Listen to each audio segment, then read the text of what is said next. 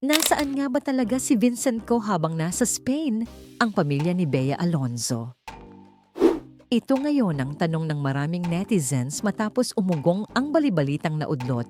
Umano ang much-awaited wedding ni Bea Alonzo at businessman na si Vincent Co. Sa mga nakaraang araw kasi, halos nakatutok ang mata ng showbiz fans sa Spain matapos mapabalitang doon gaganapin ang intimate wedding ng dalawa. Mas lalo pang lumakas ang usap-usapan nang mamataang nasa Europe ang pamilya ni Bea. Kasama pa ang ilan niyang malalapit na kaibigan tulad ni Dimples Romana.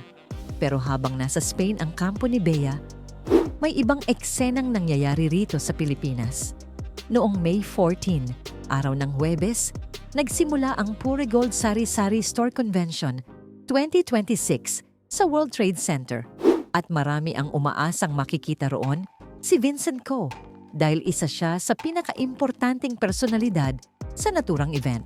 Pero dahil sakto ang petsa ng convention sa napapabalitang wedding week nila ni Bea, maraming netizens ang nagduda. Ang tanong ng lahat, nasa Pilipinas pa ba si Vincent? O lumipad na rin papuntang Spain ng palihim? Dahil dito, may ilang vloggers pa raw na tumambay sa airport sa pag-asang masisilip kung lilipad nga ba ang tycoon businessman. Kaya imagine na lang ang reaksyon ng netizens nang biglang magpakita si Vincent Co sa mismong Pure Gold event. Oo, tama ang narinig ninyo.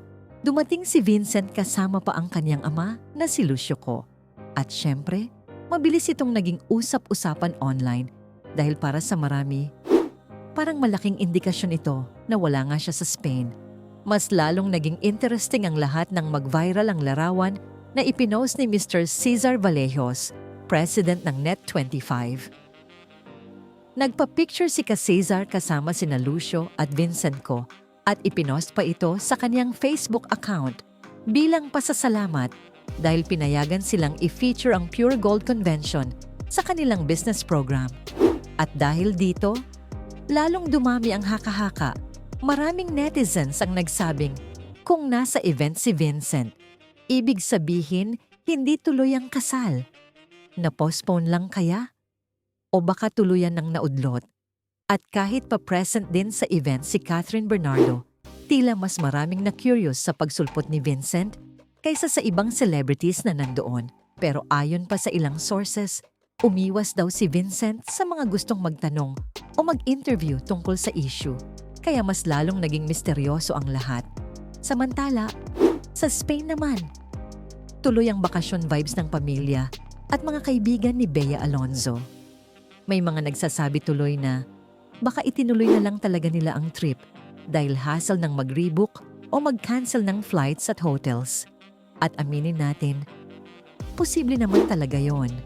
Pero dahil showbiz ito, hindi nawawala ang possibility ng plot twist.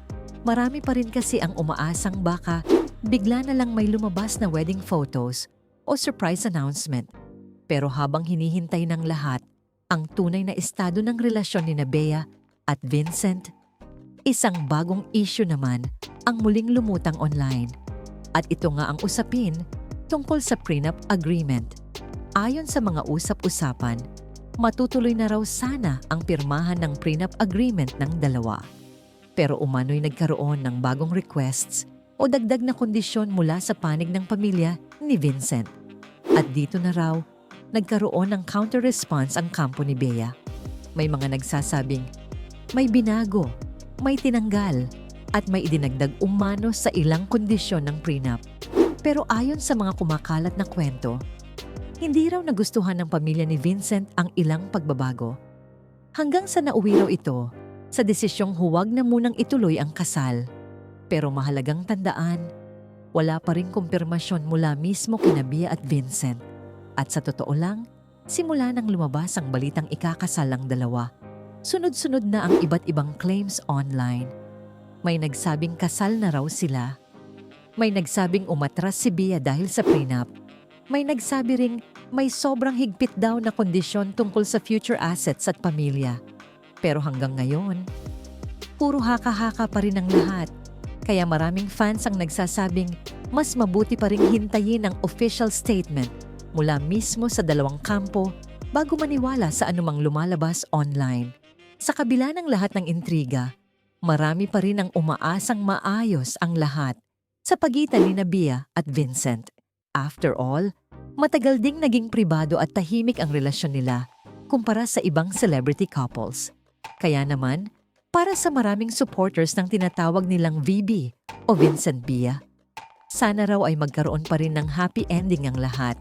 Pero habang wala pang malinaw na sagot, tuloy muna ang speculation, tuloy ang mga tanong, at tuloy rin ang pag-aabang ng netizens sa susunod na kabanata ng tila teleseryeng ito sa totoong buhay. At gaya nga ng sabi ng marami online, and the saga continues.